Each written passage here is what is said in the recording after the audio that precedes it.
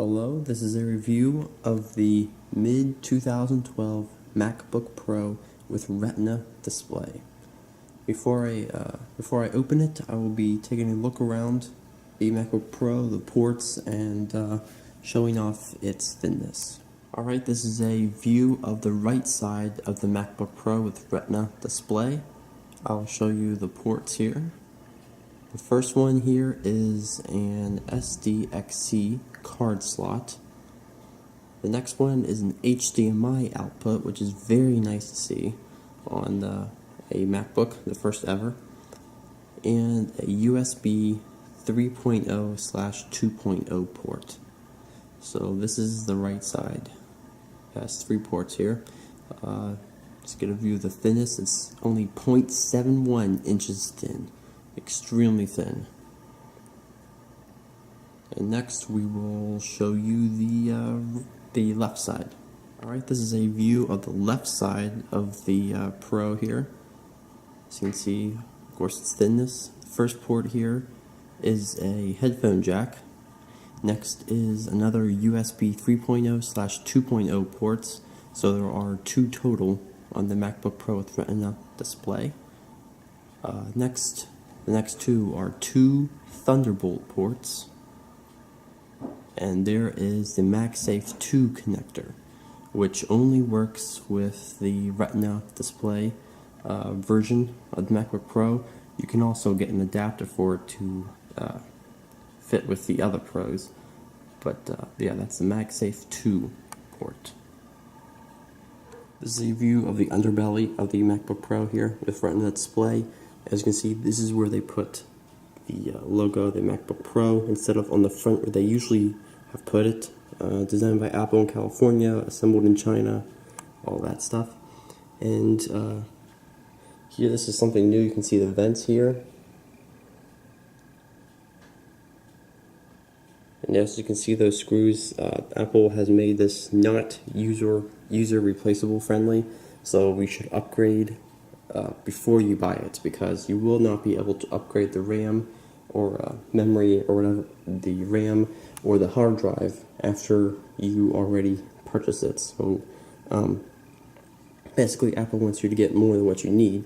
That's the short story, but get as much as what you think you will use and get more than what you think you could use to be safe.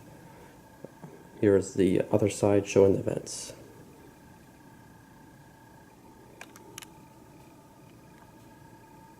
Right, this is a view of the back side of the MacBook Pro Retina Display. You can see the vents there that are used for the fans. So this is the rear of the MacBook Pro Retina Display. Next, I will show you the front. And finally, this is the front of the MacBook Pro. You can see the front here. There is no lock. There's no lock opening as in some previous MacBook Pros. You just have an indentation there to easily lift the lid up. That is the front. And next, we'll open it up, and you will be able to see the glorious Retina Display. Alright, here the Pro is open.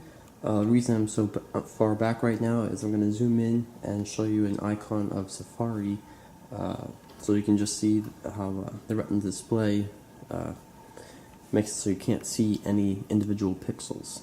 So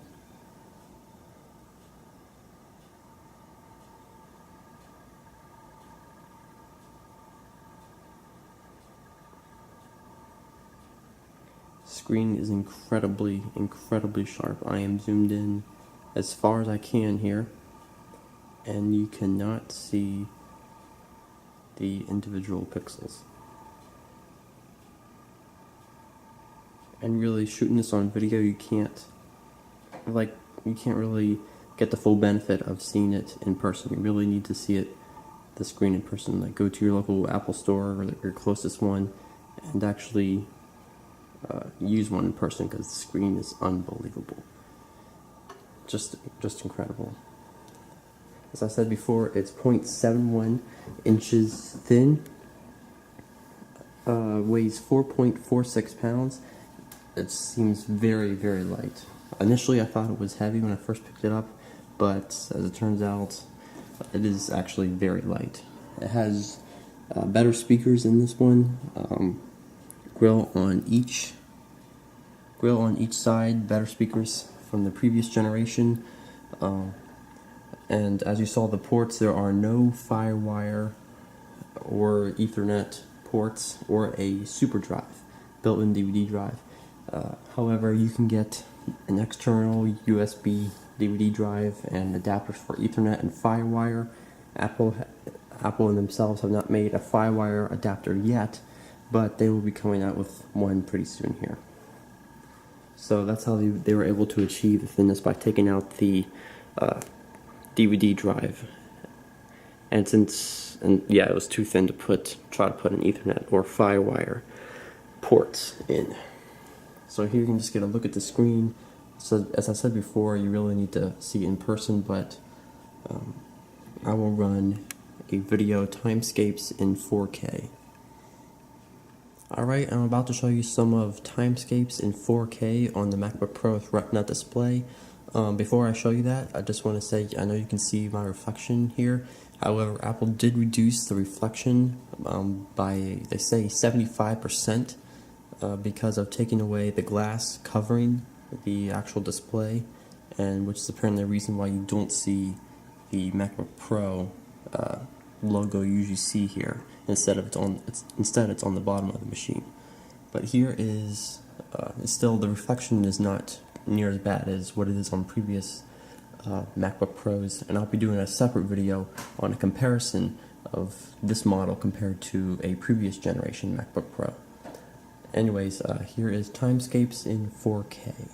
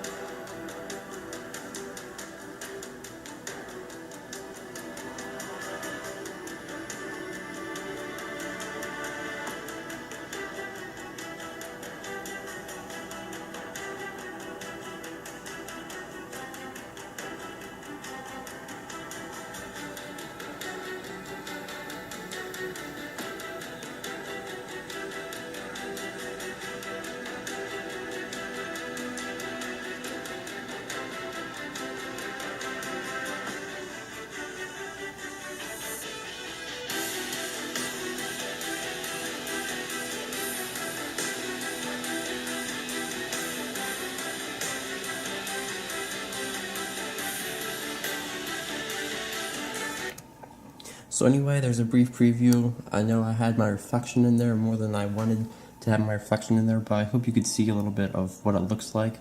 Like I said earlier, I don't think that through this video you'll be able to see the full, can't see the full resolution here, but it is really incredible. The display is 2880 by 1800. So, and it has more pixels than an HD TV. Just an incredible display. Like I said, yeah, you won't be able to get that full benefit just on the video here, but it's truly a remarkable display. Keyboard, it's basically the same as all the previous Apple MacBook keyboards here. Just get a close look if you want here. I'll just slide over here. There is, I believe, just one major difference here. You have the power button over here. It's not a button over here like it usually is. Usually it was just right there, and this used to be the eject key. But since it has no DVD drive built in, that is simply now the power button. So there is the keyboard, and of course it's same trackpad, very nice trackpad. If you're curious, this particular model is the let me zoom in here. It is the 2.6 gigahertz Intel Core i7 with 16 gigabytes, 1600 megahertz DDR3 of memory. And I'm currently running Mountain Lion here, the latest version of Mountain Lion. And yeah, it is a killer fast machine. It's just extremely fast graphics and everything. Right now, I will do a restart for you so you can see how fast this bad boy restarts.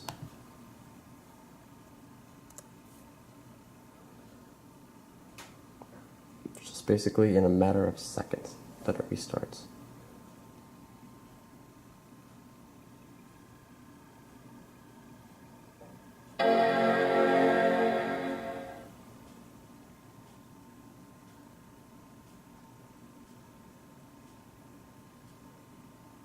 Alright, and it's up. And that's actually a bit slower than what it has been in the past.